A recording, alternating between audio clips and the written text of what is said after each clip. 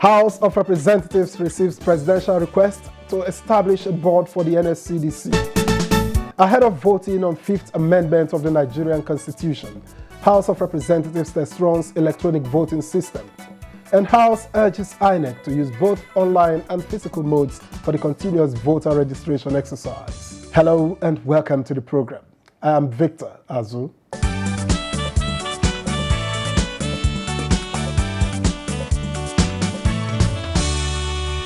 The House of Representatives has received presidential request seeking the establishment of a board for the Nigeria Security and Civil Defense Corps and some existing services. National Assembly correspondent Lamia Ali reports. Two executive bills, one seeking the establishment of a board for the Civil Defense Corps, Nigeria Immigration, the Fire Service and Correctional Service to adequately reflect the current relationship between the board, the Corps and these services, as well as another proposing amendments of the 2022 appropriation were read by the Speaker, Femi Gbajabiamila. While hoping that this submission will receive the usual expeditious consideration of the House, please accept, Right Honorable Speaker, the assurances of my highest consideration. Yours sincerely, Muhammadu Buhari. 6 bills passed second reading, among them a bill to regulate activities of orphanage homes and a bill to establish Auctioneers Registration Council of Nigeria, sponsored by House Chief Whip. Many of our government properties, it is through the instrumentality of auctioneers that these properties are being auctioned to the members of the general public. There is a need to regulate the practice of auctioneers. Meanwhile, the House has condemned the brutal killing of DCP Abubakar Abdul Qadir and others by bandits during a rescue operation in Jibia, Katsina State, as raised by Kabir Al-Hassan. Direct the police and DSS authorities to intensify investigation on the causes of such killings, identify the culprits, and initiate appropriate measures to bring them to book. The motion from Emeka Martins urging authorities to investigate alleged invasion and destruction of property in Ahiazu local government area of Imo State by men suspected to be law enforcement agents was adopted. Representative Francis Charles Udiok's appeal for the reactivation of NTA Channel 35 Eket, Akwa Ibom State also received members' support. The Nigerian Television Authority is the biggest television network in Nigeria, with stations in several parts of the country, and is widely viewed as the authentic voice of Nigerian government with a mandate to unite and build the nation through its programs. The federal government commenced the building of NTA Channel 35 Eket, Akwa Ibom State in 2006, which was completed in 2008 and test run for commissioning in 2011, but was surprisingly abandoned on the eve of its commissioning. The need to develop traditional herbal medicine through research was emphasized by the lawmakers when Representative Bashiru Ayinla brought up the matter during plenary.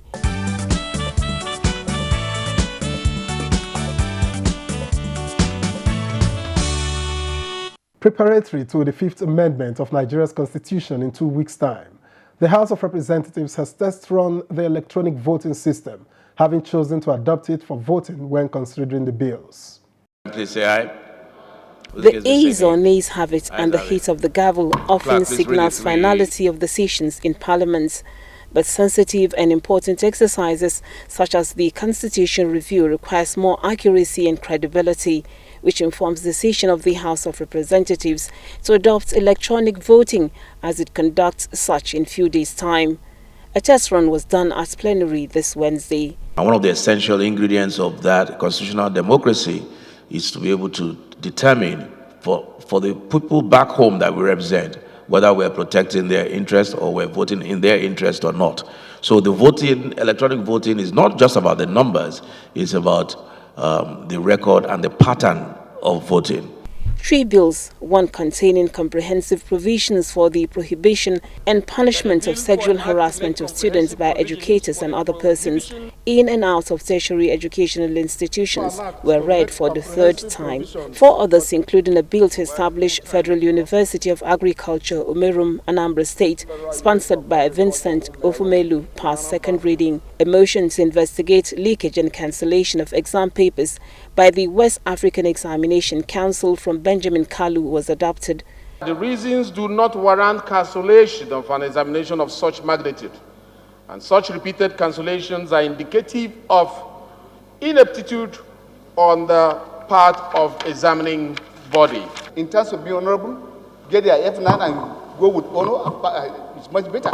You have an A1 that you cannot defend. I agree we should investigate and find reasons for this action, but the House shouldn't tolerate. It's just the words that were used here. They should not tolerate, and we should not tolerate. The House resolved to investigate the state of custodial centers in the country, as raised by the minority leader. Despite the act and increase in budgetary allocations to the Nigerian Correctional Service to drive its renewed mandate, the tempo and quality of service have remained the same, if not retrogressing. Two motions on the aviation sector, one seeking expansion of major airports from Duze Nwankwo and the other from Kalu Simon Elisha, calling for investigation into activities of operators, were adopted. Recently, most Nigerian airports have become congested due to several factors, which include more persons choosing air travel, inadequate and malfunctioning X-ray machines, multiple checks for security, and COVID-19 protocols. Nigerian consumers continue to be exploited by local airline operators, making it imperative for the House to extend its oversight to the aviation industry, particularly on the exorbitant charges by airline operators in Nigeria. Relevant committees have been mandated to investigate.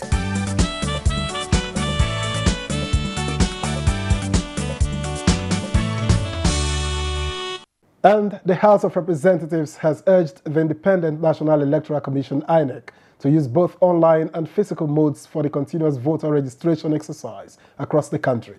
This follows the adoption of a motion from Abubakar Maki Yaliman. The motion on the continuous voter registration led to outpouring of views on how INEC can improve the exercise to enable eligible voters participate in forthcoming elections. All obstacles, they said, should be removed. My constituency, my federal constituency, and many other federal constituencies have been placed at disadvantage. It has spoken directly to the concerns we have about registration, particularly in the northeastern part of the country, where telecommunication facilities have been destroyed, occasioned by the Boko Haram insurgency. Some of the infrastructure and the data facilities were not really fast enough. INEC to deploy minimum basic tools, equipment, and machines. The motion from Chris Azubogu urging the sustenance of Central Bank of Nigeria 100 for 100 policy on production and productivity was adopted. It's designed to help to reverse the nation's over-reliance on importation by creating an ecosystem that targets and supports the right projects. Other motions adopted are the need to check alleged incessant killings, displacements and damage to property of Ilaje people in Brass local government area of Bayelsa State from Kolade Akinjo, the need to ensure provision of body camera for security personnel in the country as raised by Emeka Martins, and the appeal for the rehabilitation of Kanke Langtang Road from Benilar. 3 bills were read the third time and passed, while 2 passed second reading, including the amendment bill seeking to prohibit discrimination against widows. Widows are denied access to properties, in some cases denied access to their own children for reasons that have no place or any Nigerian law. It needs to address certain evils within some segment of society. I do not think it's all part of society. The question now is that the bill be read second time. Those people say aye. As the commencement of plenary, the House, in reacting to what it calls misrepresentation of facts by some sections of the media on the resolution to investigate the Nigeria Correctional Service, emphasized that Parliament will not be distracted. It must be on record that the unprejudiced motion, which clearly seeks a system-wide and impersonalized investigation, was initiated and sponsored by the minority leader. And it has to be stated here clearly, for emphasis, not the Speaker of the House of Representatives. These are things that we should ignore, and there will be many more of those, particularly, especially as we go into an election year.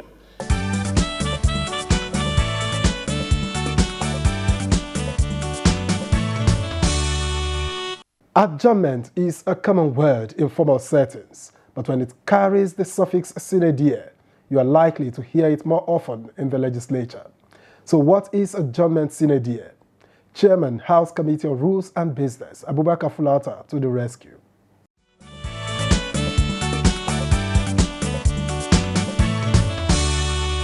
You have two types of adjournments. You either adjourn to an appointed date.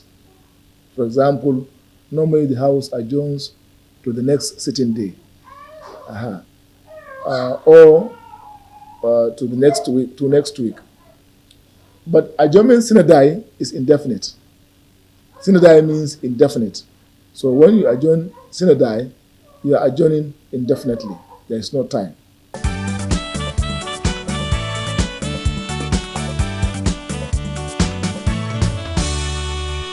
Now, given the controversy generated by the latest cancellation of examination results by the West African Examination Council, WAEC, we engaged a spokesman of the House of Representatives, Benjamin Kalu, who also took the matter to the House for investigation. Let's hear him.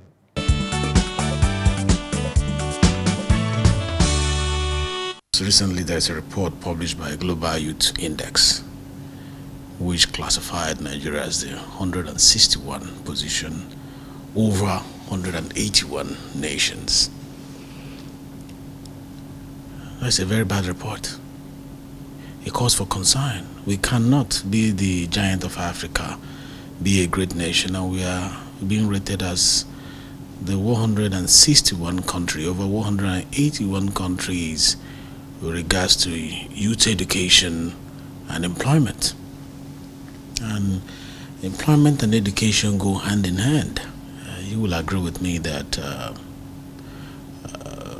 it is easier to get employed when you have skill, when you're educated. So it really calls for concern. But beyond that, it is also important to know that we spend a lot of money to conduct this exam in this country. Recently, we had the head of WAEC, national office here, Arrogant Patrick, saying that Nigeria spends 1.5 billion naira to conduct this exam. And I'm a member of the Basic Education Committee, and I was there when he made the presentation in the House. So we cannot be spending such money and rescheduling exams, because whenever you reschedule these exams, it is a great cost, on taxpayers' money. And beyond that as well, it is important to know that during the presentation of the budget, the national office also mentioned to my committee, I'm a member of that committee under the leadership of Professor Ilovere, and they said that they are operating on a deficit of 7 billion naira. So when you look at the cost analysis of handling this exam, it calls for concern, especially because we are experiencing post-COVID economic realities. And this government is interested in finding out those leakages where we are losing money and blocking it.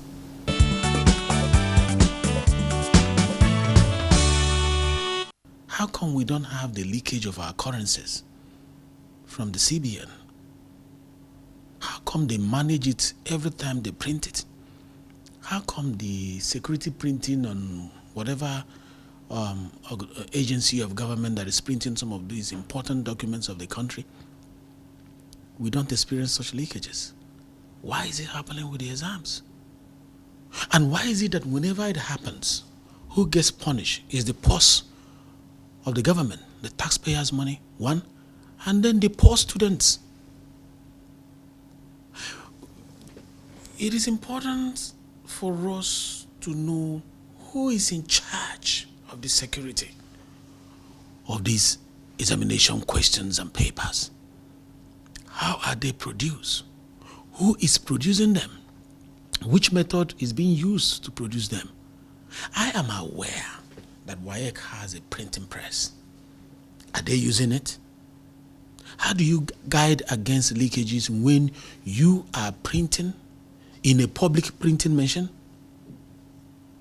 How? Is it a deliberate leakage for some people to benefit from any pecuniary profit benefit? Why is it that the students are the ones who... I'll give you an example. This 2021, 2 schools in Abia State, they cancelled their Physics 1 and Physics 2. And you know what that means? A generation of young scientists who's supposed to be innovative, now that their brain is hot, you're going to delay them by 1 year. Maybe because they cheated. Not because they cheated, but because the paper leaked. How come that they had A1 in other subjects and they were not declared as cheats in those subjects, but only with regards to one particular subject, where they scored the same amount, but they are now called cheats? The question becomes, who answers to Nigerians when this kind of thing happen? Why must it be students? How come nobody is being fired from WAEC? If it was in Japan and some of the advanced countries, United States, UK, you see people, resigning from their job.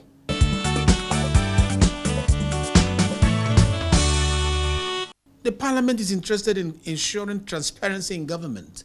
We want to know what the little kids in school, they don't have the capacity to leak the exams. They don't have the capacity. And we must rise up as parliament to protect them. You wrote WAEC, I wrote WAEC, and I never knew the color of the paper until I entered into the exam hall. So from what source did it leak? If it leaked from the printing press, who gave it to the printing press? Are we supposed to be printing WAEC materials from, private sector run printing press? Who guarantees the security? So we are going to do a clean-up exercise with this investigation to find out who is in charge. All the series of leakages, it must have emanated from somewhere. What did WAEC do when they noticed there was a leakage? Is it just to reschedule exams, cost the nation more money, punish some students? Who takes responsibility in that office? Both the national officer, the head of the national office, and the people who are working, the jurisdiction where it leaked, who is responsible? Because I know outside the national office, they have the regional offices. Who is responsible? Where did it leak from? What investigation was done? How come we have never gotten any public reports of what happened with a particular leakage, what was done by WAEC, how they have put measures in place against it? So the parliament has been, and I'm happy with the speaker, the deputy speaker, the majority leader, the leadership of the House, and the members of this parliament, of the Ninth Assembly, for rising up to support this motion that, yes, it calls for investigation. Let us unravel. That is the only way we can protect the future of our children.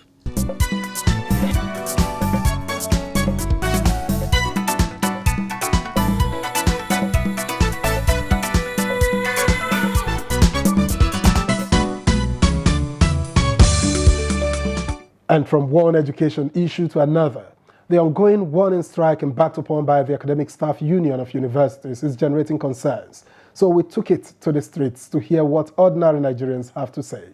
We're talking about education here. Education is paramount. It's key to success.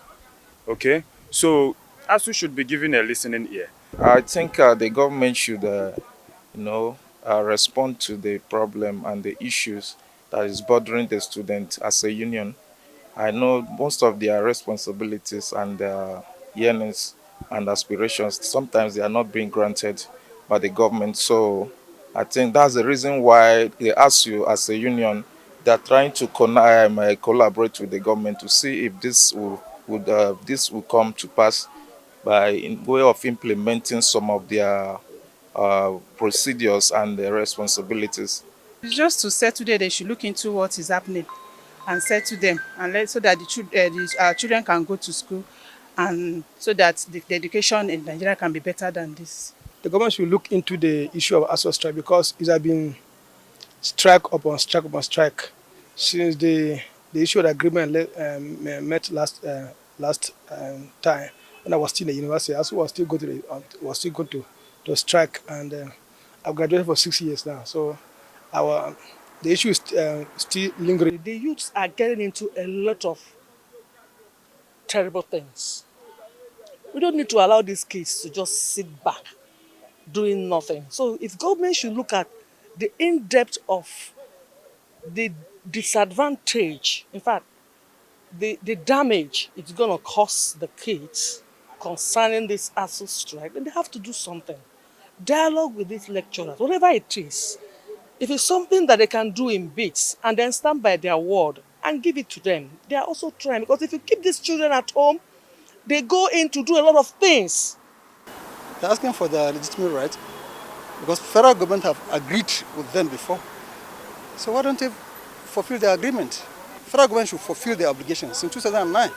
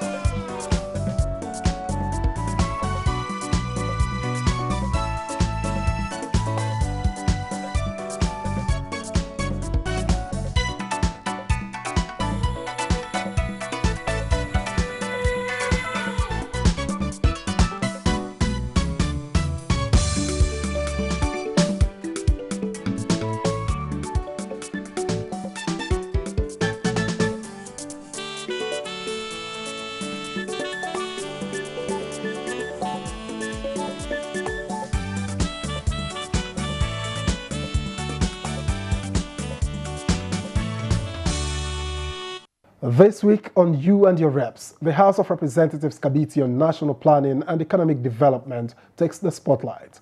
We spoke with the committee chairman, Abdulganiu Saka Kukolododo, who brings us up to speed on the committee's engagements.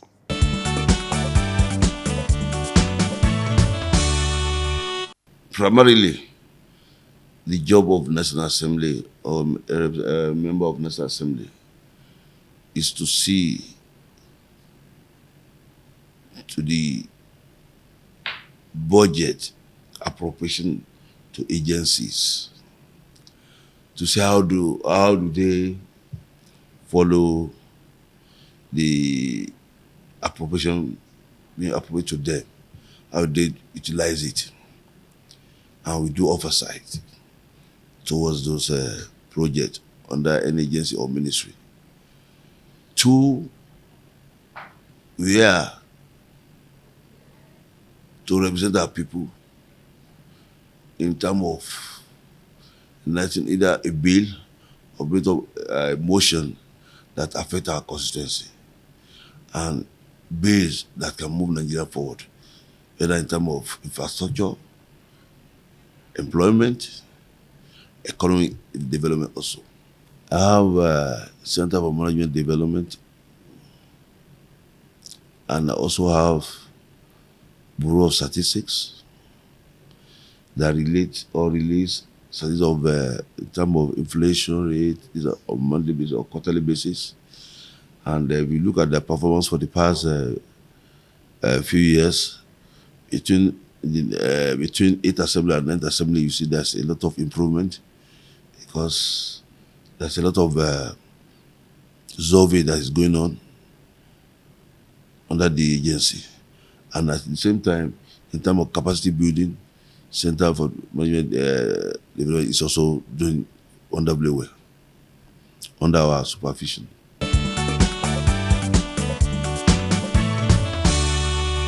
It depends on resources available to agency. And as far as our committee is concerned, with the power of Bureau of Statistics, they are performing wonderfully well.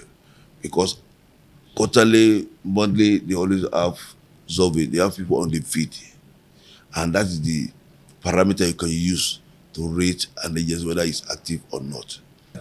Before, it takes maybe twice in a year before you get direct information from Bureau of Statistics.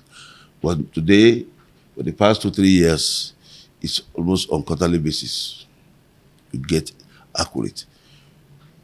And anything you don't get from raw statistics is what I can call assumption. But they are the agency that saddle with that responsibility of releasing Nigeria statistics.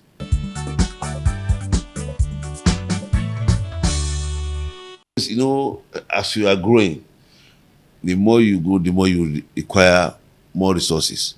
But because of the economy of the country, not only in Nigeria, even the world, because of the advent of COVID pandemic, it affects all sectors, the entire world. So that also affects the resources that we need to provide for these agencies. But with the little resources at their disposal, I think they were utilizing it very well.